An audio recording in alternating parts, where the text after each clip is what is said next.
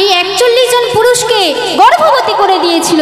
আর সেই নারী জাতকে তুমি তুচ্ছ ভাবছো, তুমি জানো না আল্লাহ পাক তোমাকেও গর্ভবতী করে দিতে পারে। শুধু আজিবা ছাড়া কিচ্ছু জানি না। ডাকাতকে দেখে সবাই ভয় করে, কিন্তু সেই ডাকাত কাকে দেখে ভয় করে? পুলিশ। কি কথা শোনালো রে ওরে মুখ পোড়া। তুমি যে আমার মুখ পোড়া বলছো, সেটা ঠিক আছে, আমার মুখ তো পোড়া নয়। আমার কি সুন্দর দেখতে স্বামী জানি। কি বলেন দাদা, আমার কি সুন্দর দেখতে নাই? যদিও আমি দেখতে একটু কালো বেশি, কিন্তু আমি বলবো যে পুরুষের সম্মান বেশি। কি বলেন দাদারা, ছেলেদের সম্মান বেশি তো? দেখো। আচ্ছা, কেন ছেলেদের সম্মান বেশি? তাহলে শোনো, মেয়ে যার সে যতই সুন্দর দেখতে হোক না কেন, তবুও তার রান্নাঘরে যেতে হবে, তবুও তার থালা বাসন মাজতে হবে, আর তবুও তার মাঝে সাঝে একটু গুপগাপ খেতে হবে। ওই জন্য আমার কাছে নারীর সম্মান বেশি। আচ্ছা, তুমি সুরে বলো। তাই বলছি শোনো, হাই রে মেয়েদের দল পোষা বিড়াল এই সংসারে। আচ্ছা তুমি বলতে পারবে? বলো। মেয়েদের দল মানে কেন পোষা বিড়াল, তুমি কি জানো কেন? কারণ দেখবেন দাদারা, মেয়েরা আজ বলবে যে দেখো না আমার হাত পা কিনা হচ্ছে, পরশুদিন বলবে যে দেখো না আমার মাথা টিপটিপ করছে, ফের তারপরের দিন বলবে যে দেখো না আমার জ্বর এসছে। নানান কত বাহানা। মেয়েরা তার মানে মেয়েদের দল মানে সারাদিন মেমার করে মেয়েরা। ওই জন্য মেয়েদের দল মানেই পোষা বিড়াল, বুঝলে? সুরে বলো। তাই বলছি শোনো, হাই রে মেয়েদের দল পোষা বিড়াল এই সংসারে। হাই রে মেয়েদের দল পোষা বিড়াল এই সংসারে, মেয়েদের দল পোষা বিড়াল এই সংসারে। সে সারাদিন মেমেও করে, ও সে সারাদিন মেমেও করে বসে ওই রান্না ঘরে এই সংসারে। হাই রে মেয়েদের দল পোষা বিড়াল এই সংসারে। তো এইবার নারীর কত সম্মান আমি তোমার বলছি, শোনো। বলো। আচ্ছা, তুমি যে বললে মেয়েরা সারাদিন রান্না বাড়া করে, যদি সেই রান্না একটু নুন ঝাল কম বেশি হয়, তো ওটা পুরুষ নাকি ঢ্যাঁড়স? তোমরা নারী নাকি সাইকেলে তালা চাপি? আচ্ছা, আমি তোমার একটা প্রশ্ন করি, তুমি বলো তো। বলো। তো একটা ডাকাতকে এলাকায় সবাই ভয় করে, তাই তো? কিন্তু সেই ডাকাত কাকে দেখে ভয় করে বলো তো? ডাকাত আবার কাকে দেখে ভয় করে? কেউ কি বলতে পারবে? সেই ডাকাতকে দেখে সবাই ভয় করে, কিন্তু সেই ডাকাত কাকে দেখে ভয় করে? পুলিশ।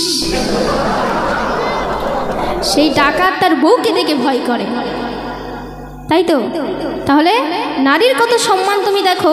সেই ডাকাত তার বউকে দেখে ভয় করে, যত পুলিশ অফিসার হোক না, যত বড় বড় মন্ত্রী মিনিস্টার হোক না কেন, তার বউয়ের কাছেই সব পুরুষদের জব্দ, তাই তো? আচ্ছা তুমি অত বকবক না করে মা তুমি সুরে বলো। আচ্ছা, আমি সুরেই বলছি, শোনো। বলো। কি কথা শোনালো রে ওরে মুখ পোড়া। হায়রে কি কথা শোনালো রে ওরে মুখ পোড়া। হায়রে কি কথা শোনালো রে ওরে মুখ পোড়া। যত দামি হোক না পুরুষ, যত দামি হোক না পুরুষ, নারীর কাছে সে ভেড়া ওরে মুখ পোড়া। হায়রে কি কথা শোনালো রে আমাদের ছোড়া। আচ্ছা বুঝান, তুমি যে আমার মুখ পোড়া বলছো, সেটা ঠিক আছে, আমার মুখ তো পোড়া নয়। আমার কি সুন্দর দেখতে স্বামী জানি। কি বলেন দাদা, আমার কি সুন্দর দেখতে নাই? যদিও আমি দেখতে একটু কালো, কিন্তু আমার মনটা অনেক ভালো। এবার আমি তোমার বলছি, তুমি শোনো। নারী জাত সে সারাদিন কত জলে ভিজে রোদে পুড়ে, এই তার মানে পুরুষদের জন্য দুটো রান্না বাড়া করলো, এই স্বামীর জন্য দুটো পুঁটি মাছ ভাইলো, দুটো ডিম ভাইলো, কিন্তু ওই ডিমে যদি একটু নুন ঝাল বেশি পড়ে যায় কি হয় তুমি কি জানো? কি হয়?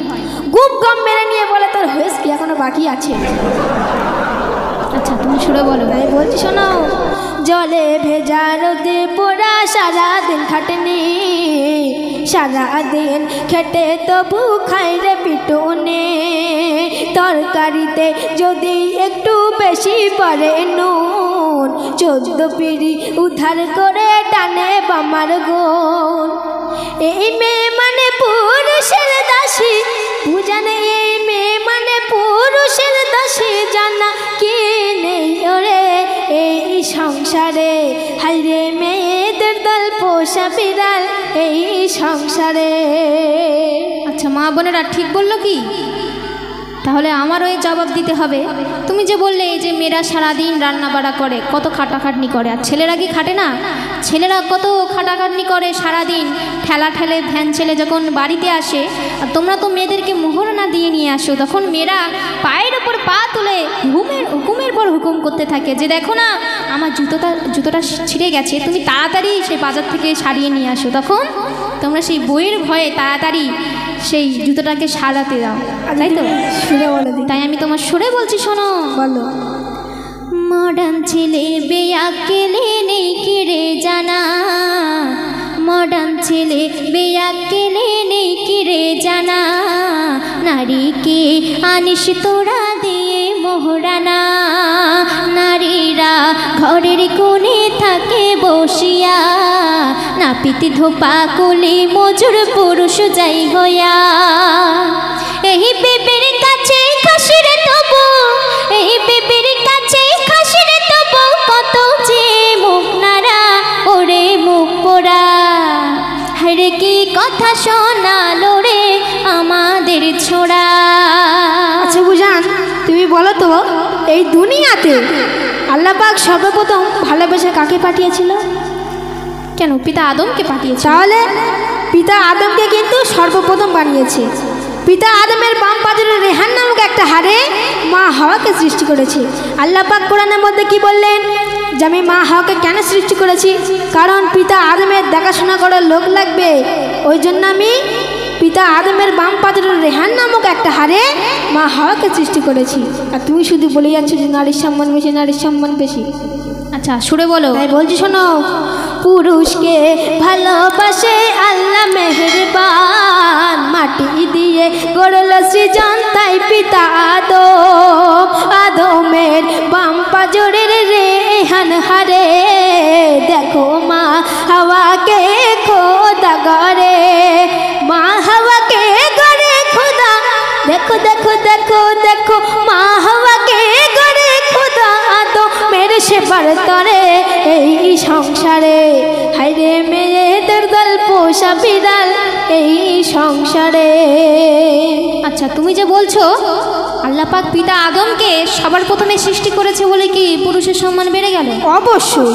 তাহলে শোনো, আল্লাহ পাক পিতা আদমকে 5টি জাতি সৃষ্টি করেছিল, কিন্তু আল্লাহ পাক মা হাওয়াকে তার স্বয়ং কুদরতে সৃষ্টি করেছিল। তো আচ্ছা আমি তোমার একটা প্রশ্ন করি, তুমি বলো তো।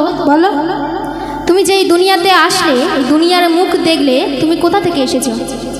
কোথা থেকে এসেছি? মায়ের গর্ভ হতে এসেছি। এই তো ধরা পড়ে গেল। তাহলে তুমি নিশ্চয়ই তোমার মায়ের গর্ভ থেকে এসেছো নাকি শাশুড়ির? শুধু আসবে, তুমি আর বুঝান্ত নাকি? তো তুমি যে মায়ের গর্ভ থেকে এসেছো, তো সেই নারী জাতকে তুমি তুচ্ছ মনে করছো?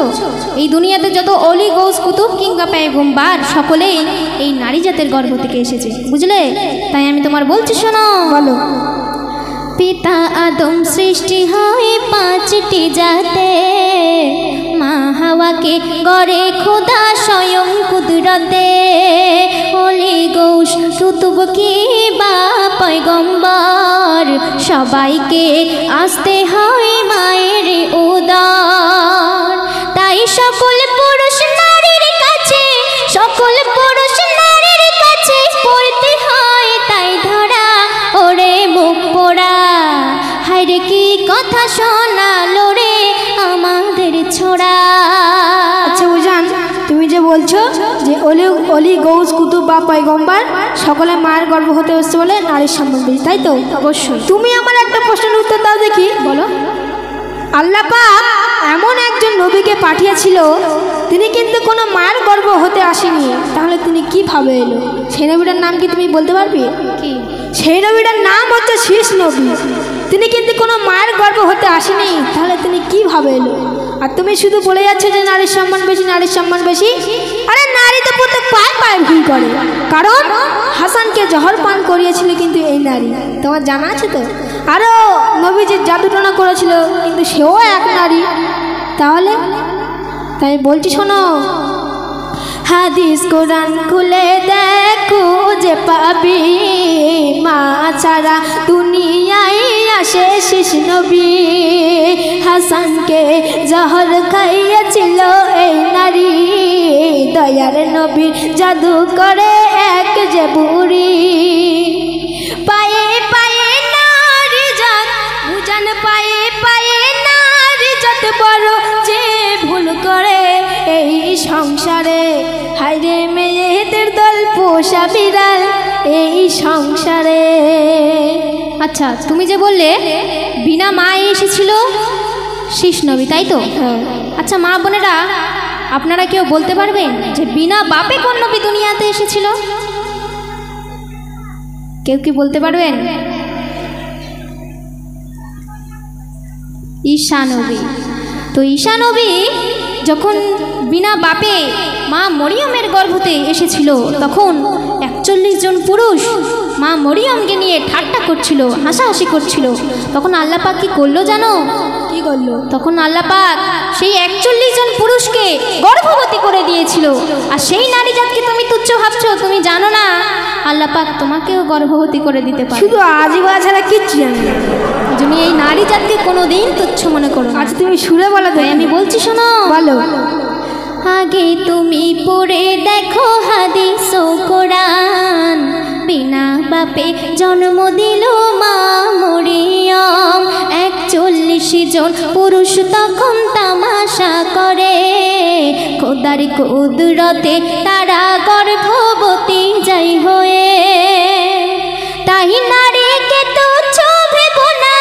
ও ছেলেরা শুনে নাও, এই নারীকে তুচ্ছ ভেবো না।